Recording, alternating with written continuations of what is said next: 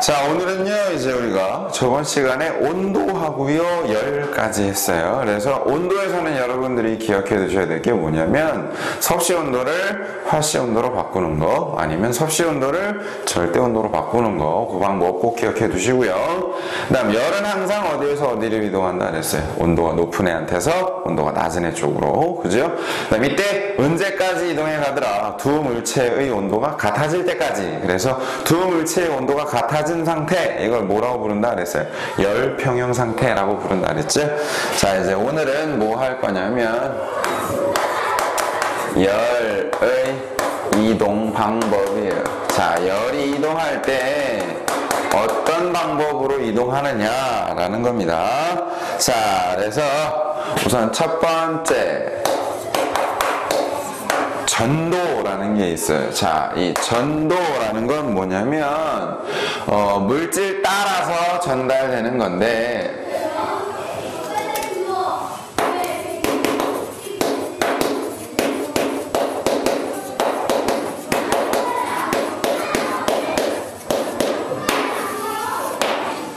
그러니까 예를 들자면 뭐냐면요, 여러분들이 쇠젓가락을 가지고서요 딱 잡고서 가스레인지 불에다가 쓱 달고요. 그러면 나중에 어떻게 돼요? 손잡이 부분이 뜨거워져서 뜨 하죠, 그죠? 자, 그게 바로 전도입니다. 그래서 조금 더 자세하게 설명드리자면 뭐냐면, 물질을 이루고 있는 물질의 성질을 지닌 가장 작은 알갱이, 즉 분자는 이동하지 않고 열만 전달되는 거예요. 이걸 이제 전도라고 부릅니다. 자, 그래서요, 이때 전도는 어떤 특징이 있느냐? 첫 번째, 주로 고체 물질에서 일어나요.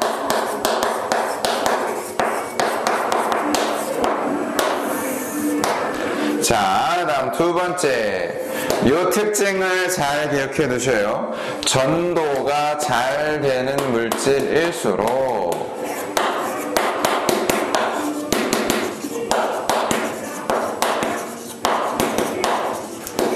열을 잘 전달시켜주는 물질일수록 어떤 특징이 있느냐?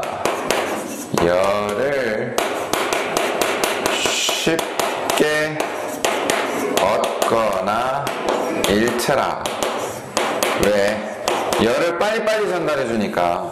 그러니까 빨리빨리 얻어올 수 있고요, 빨리빨리 또 내보내 줄 수가 있어요. 자, 다음 두 번째는 뭐냐면요, 대류예요. 자, 그래서 이 대류라는 건 뭐냐면 아까 전도는 분자는 이동하지 않고 열만 옆으로 전달되는 거죠. 근데 대류는 분자가 이동하면서 열을 전달하는 거예요.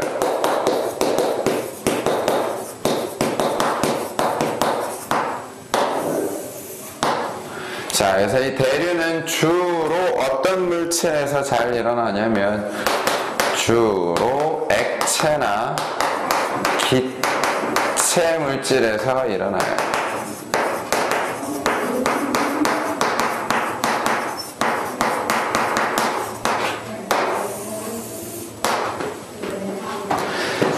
자, 그래서 얘는 어떻게 전달되는 방법이냐면 온도가 높아진 애는 위로 올라가고요, 온도가 낮아지는 애는 아래로 이동하면서, 즉 온도가 높아진 애는 위로 이동하고요, 온도가 낮아진 애는 아래로 이동하면서 열을 전달하는 방법, 이게 바로 대류예요, 대류. 그러니까 예를 들어 드리자면 뭐냐면요, 우리가 이렇게 수조에다가 물을 담고요, 수조에다가 물을 담고 밑에서 이렇게 가열을 해요. 그러면 어떤 일이 벌어지냐면 뜨거워진 물은 위로 올라가고요, 위로 올라와서 어떻게 되냐면 공기와 접촉해서 식은 애는 다시 밑으로 깔아앉고, 밑으로 깔아앉은 애는 다시 밑에서 가열해주니까 뜨거워져서 올라가고 이런 식으로 빙글 돌면서 열이 전달되는 게 바로 대류예요. 대류. 자, 다음 세 번째 방법은 뭐냐면 복사예요. 복사. 자, 얘는요 뭐냐면 열을 전달해주는 열을 전달하는 물질이 필요 없어요. 그러니까 뭐냐면 직접 전달되는 거예요. 그러니까 전도 같은 경우에는 고체 물질 따라 열이 이동하는 거고요. 대류는 액체나 기체가 위아래로 움직이면서 열을 전달해 주는 거예요. 근데 복사는 그게 필요 없어요. 그냥 직방으로 와요. 가장 대표적인 예가 누구냐면 태양하고 지구죠. 지구가 따뜻한 이유가 뭐예요? 태양 열 때문이에요. 근데 태양하고 지구 사이에는 우주 공간이에요. 즉 진공 상태 아무것도 없어요. 근데도 그 열이 지구까지 오죠. 이게 바로 뭐냐면 복사예요. 복사. 자, 그래서 이 복사는요 뭐냐면 첫 번째 어떤 특징이 있느냐면 얘는요 온도가 높은 물질이나 온도가 낮은 물질이나 다 일어나요. 온도가 높은 물질이든 낮은 물질이든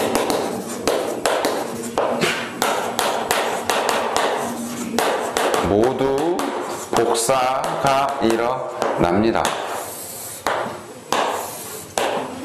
자, 그래서 이때 어떤 특징이 있느냐면 이 온도가 높은 애일수록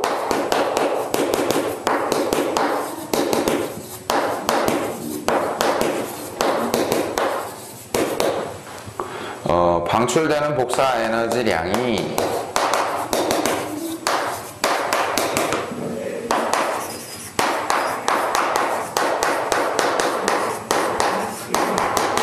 많아요.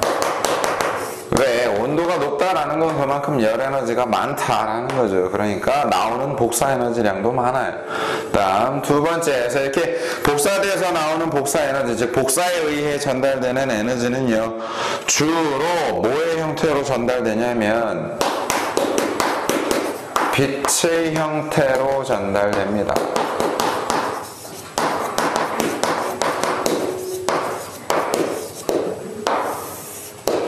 그래서 이 복사를 이용해서 우리가 온도를 재는 방법이 있어요. 뭐냐면 자외선 그 온도계라는 게 있죠. 여러분들 스펀지나 이런 데 보시면 온도를 재는데 온도계로 재는 게 아니라 뭐 이상한 총같이 생긴 걸로 띵 쏘면요 빨간불 띡 들어오고 숫자가 땡 떠요. 보신 적 있을 거예요. 분명히 갖다 이렇게 찍 쥐어 들이댄 것도 아닌데 그냥 멀리서 이렇게 총 쏘듯이 띵 하면 온도가 띵 떠요. 그게 바로 물체에서 나오는 이 복사 에너지량을 측정해서 그 물체의 온도, 즉 자외선을 측정해서 그 물체의 온도를 측정하는 거예요. 자, 요때요 이제 뭐가 있냐면 단열이라는 게 있어요. 단열. 자, 단열한다라는 건 뭐냐면요. 뭘 단열한다라고 부르냐면 열의 이동을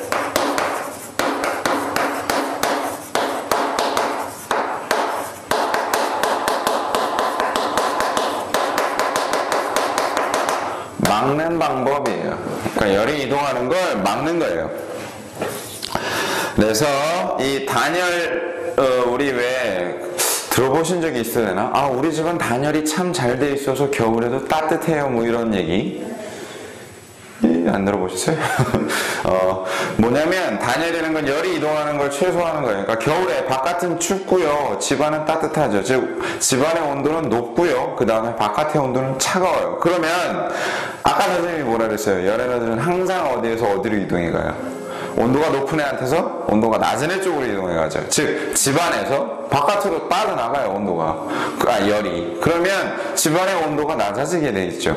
그럼 추워져요. 그래서 이제 뭐 하냐면 이 단열이라는 걸 합니다. 즉 열의 이동을 최소화하는 방법, 요걸 단열이라고 불러요. 자, 그래서 이제 오늘은 요까지 하고요. 다음 시간에는 뭐 할 거냐면 열량, 그 다음 비열, 뭐 요런 거에 대해서 할 겁니다. 그래서 여기는요 이제 약간 계산하는 문제가 섞이게 돼요. 그래서 여러분들이 조금 힘들어 하실 수 있는데 뭐 이렇게 크게 많이 막 힘들진 않아요. 공식만 잘 외워두시면 되니까. 그래서 오늘 여러분들이 외워두셔야 될 건 이동하는 방법은 세 가지가 있는데 물질의 분자는 이동하지 않고 열만 전달되는 건 전도라고 부르고요. 그 다음 분자가 직접 이동하면서 열을 전달해 주는 건 대류라고 불러요. 그 다음 이런 분자, 즉 물질이 필요 없이 그냥 직방 전달되는 게 바로 뭐예요? 복사라는 게 있더라. 그래서 전도가 잘 되는 애일수록 어떤 특징이 있다 그랬어요? 열을 쉽게 얻고 쉽게 줘요. 왜? 잘 전달해 주니까. 그죠? 자, 다음 대류가 일어날 때는 어떤 특징이 있어요? 온도가 높아진 애는 위로 올라가고 온도가 낮은 애는 아래로 내려가고. 그죠? 다음 복사가 일어날 때에는 어떤 특징이 있더라? 온도가 높은 애든 온도가 낮은 애든 이 복사 에너지가 모두 나와요. 그래서 이 나오는 복사 에너지를 측정해 보면 그 물체의 온도를 가늠해 볼 수가 있어요. 왜? 온도가 높은 애일수록 그만큼 열 에너지가 많으니까 나오는 복사 에너지량도 어때요? 많아요. 자, 그래서 오늘은 여기까지 하고요. 다음 시간에 이제 열량과 비열에 대해서 할 겁니다. 수업 듣느라 수고 많으셨고요. 다음 시간에 볼게요.